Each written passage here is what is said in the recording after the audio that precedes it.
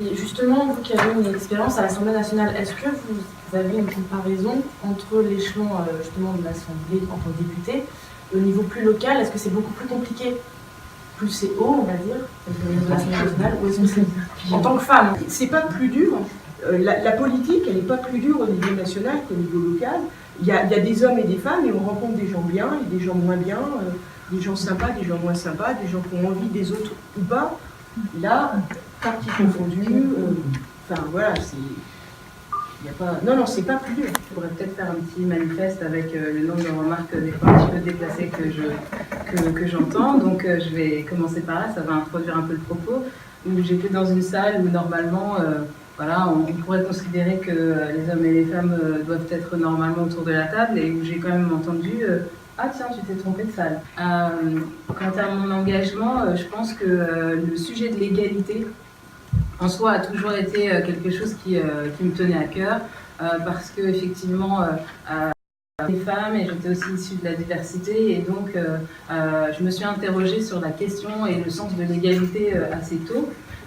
J'ai d'abord pensé que la politique ne pouvait pas résoudre ce genre de problème et les plus jeunes, vers 15-16 ans, c'est vrai que c'était le côté investissement associatif ou alors faire entendre ma voix qui m'intéressait et c'est pour ça d'ailleurs que je suis devenue d'abord rappeuse où en fait mon morceau le plus connu au jour d'aujourd'hui est un morceau qui dit écoute, je ne veux pas être ta femme, ta bitch, ta boniche. Donc ça explique bien en fait l'état d'esprit que j'avais à ce moment-là. Dans les textes que j'écoutais, les femmes étaient toujours des objets sexuels.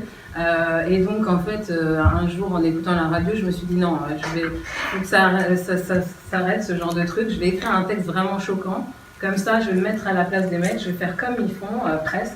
Et on va voir ce que ça va donner. Et donc, la première fois que c'est passé à la radio, évidemment, tous les mecs se sont dit « Mais c'est qui cette nana qui se prend pour un mec et qui nous parle comme si, voilà, comme on fait d'habitude ?» On pouvait faire porter sa voix artistiquement, mais on pouvait aussi le matérialiser par des actions et que les lois le permettaient et que l'investissement dans un territoire pouvait peut-être le permettre aussi. Et c'est pour ça que j'ai accepté quand ça m'a été proposé de rentrer en politique. On pouvait vraiment être acteur et que peut-être la politique avait plus de possibilités que je ne pensais à offrir pour mettre un certain nombre de choses en place en matière d'égalité.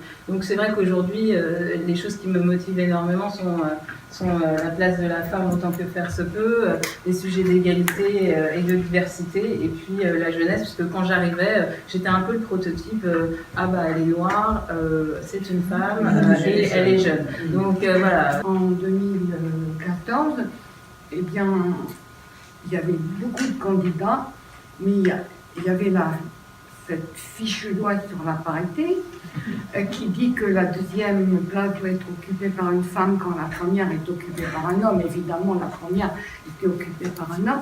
Et il n'y avait personne qui voulait aller en deuxième position.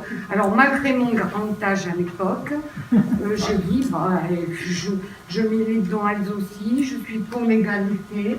Donc, c'était un peu un acte de militantisme. Et donc, j'ai été élue. Et je suis élue, donc je suis un pur produit de la loi sur la parité. Et je suis très fière d'être élue dans ces conditions. Et je ne me sens pas humiliée du tout. Au contraire, je trouve que ce qui est humiliant, c'est de ne pas être choisie parce qu'on est une femme. Je suis convaincue, à la lumière des conseils municipaux, que je ne veux pas qu'on me dise est-ce que cette femme sera compétente.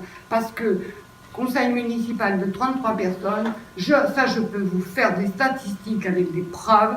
Les femmes et les hommes se comportent de la même façon. Il y a des absences dans les deux sexes. Il y a des gens compétents dans les deux sexes et il y a des gens un peu plus limites ou du moins qui s'investissent pas beaucoup. Ce que je veux dire en creux, c'est que c'est important aussi de trouver des femmes à des postes à responsabilité pour justement, en fait, sur une mission comme la nôtre, que présente ma collègue Madame Fort qui vient d'arriver à la délégation droits des femmes également à la préfecture, qu'on trouve aussi des relais et des personnes à des postes à décision motivées sur le sujet.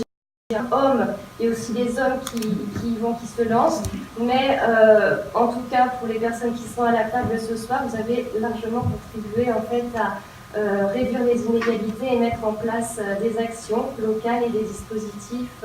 En tout cas, vous êtes des relais précieux sur ce sujet localement.